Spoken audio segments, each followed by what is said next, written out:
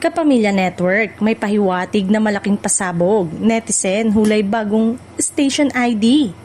Mas lalong uminit ang usapin sa social media matapos mag-post ang Kapamilya Network ng isang emosyonal at makahulugang caption. Nasaan ka man sa mundo, ramdam mong magkasama pa rin tayo, #Together Forever tayo, abangan. Agad itong nag-trending at nagdulot ng samot-saring espekulasyon mula sa netizen kung ano nga ba ang tinutukoy ng naturang teaser. Para sa maraming viewers, tila pamilyar ang ganitong estilo ng mensahe ng network. Madalas itong ginagamit bilang panimula ng malalaking production releases.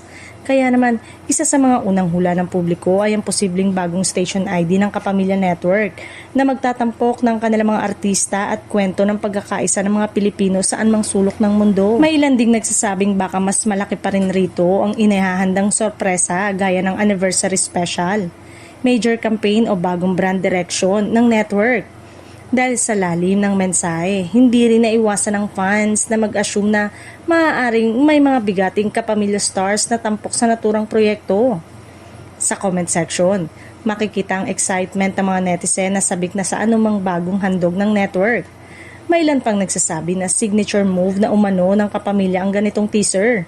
Yung tipong simple lang ang caption pero may malalim na emotional impact. Habang wala pang opisyal na detalye, nananatiling palaisipan sa publiko kung ano talaga ang pasabog na tinutukoy ng Kapamilya Network.